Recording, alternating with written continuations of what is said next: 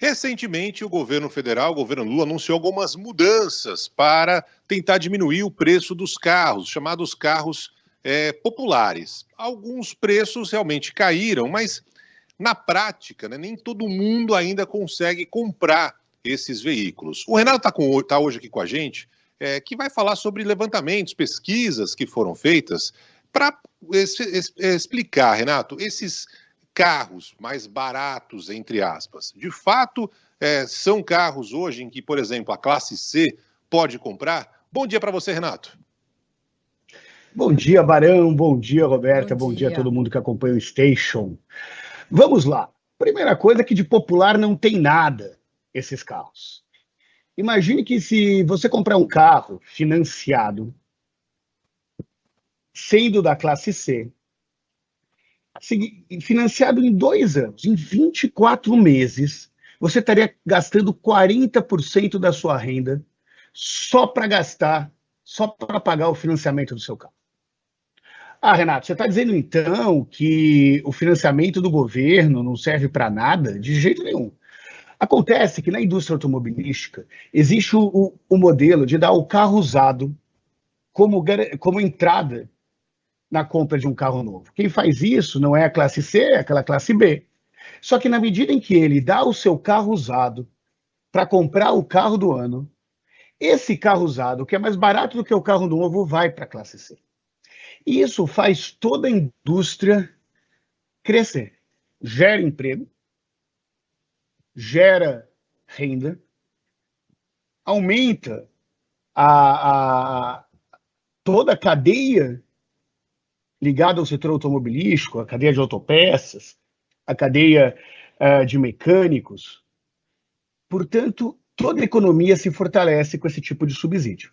Só não vem me falar que um carro de R$55 mil é um carro que fala para a classe C. Com certeza, que é um carro popular, né? Como a gente tinha há alguns anos, vários ouvintes aqui já escrevendo exatamente sobre isso. E alguns ouvintes perguntam também, mas com esse valor um pouco menor e as possibilidades de financiamento, de que forma esse projeto do governo conseguiu chegar à classe C? Renato, dá para a gente tentar ampliar a discussão para isso?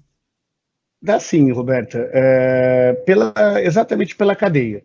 Né? Você tem aí o financiamento de veículo, é um financiamento que dá o carro por garantia, então é um financiamento relativamente barato comparado a outros modelos de financiamento do consumo. O carro, como eu disse, o carro usado dado pela classe A e B, pela classe média alta, na compra de um carro novo, vai para a classe C. E tem um dado interessante aqui nosso do Instituto Locomotiva. 23% da classe C deseja comprar um carro em 2023.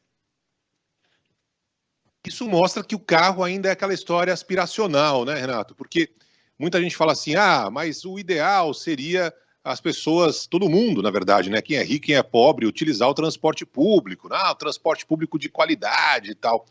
Mas é um desejo de muita gente, já que, evidentemente, no Brasil o transporte público deixa muito a desejar, né? Tem 2 dados interessantes aí. O primeiro é que essa visão que a juventude só vai usar transporte por aplicativo, ela não é algo que parece na classe C. Ter a classe C é sim, ter um carro na classe C é sim um sonho de consumo.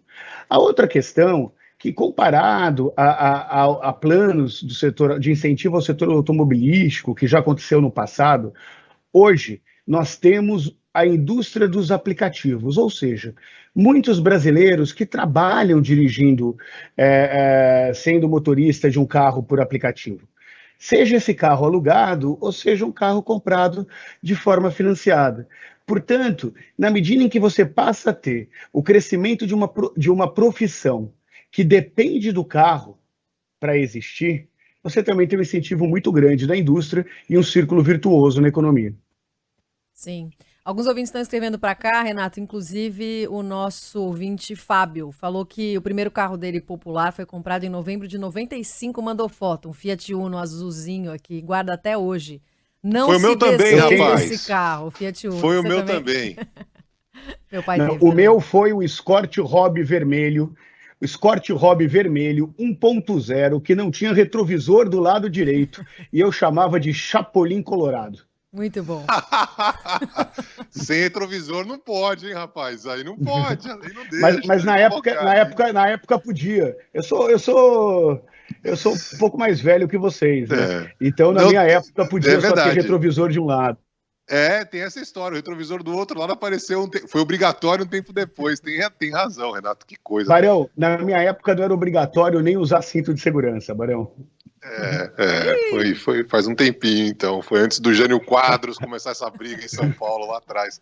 Tem mais mensagem, hein, Roberto? Os ouvintes adoram a história de carro. Não, tem muitos ouvintes. O nosso ouvinte Lucas Mari falou: eu não troco meu Celtinha quitado por nenhum desses carros populares aí caros. Nunca jamais meu Celtinha guerreiro, parceiro demais.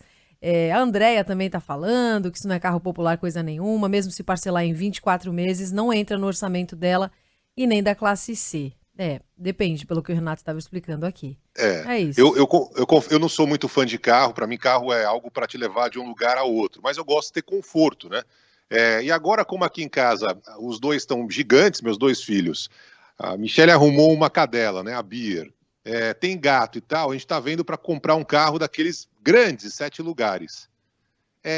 Assim, é desesperadora a comparação de preços de carro aqui dos Estados Unidos com o Brasil. O negócio, você fala, não é possível, né? Então você pega aquele carro gigante, né? 7 lugares, ainda com bagageiro e banco de couro, tudo automático, elétrico e tal, $35 mil.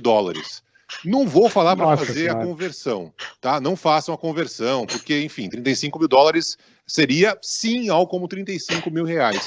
E assim, você fala, não é possível que o carro no Brasil custe tão caro, né? Inclusive o tal do carro popular. Eu estou fazendo essa pesquisa nesse momento, por isso que eu sei o valor. Fala aí, Renato.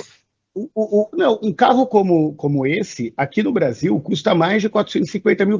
Então pode fazer, sim, a conversão aqui no Brasil. A questão é que eu imagino que seja muito mais para usar em viagem, já que você, como praticamente um nova-iorquino, sabe muito bem como compensa andar de transporte público.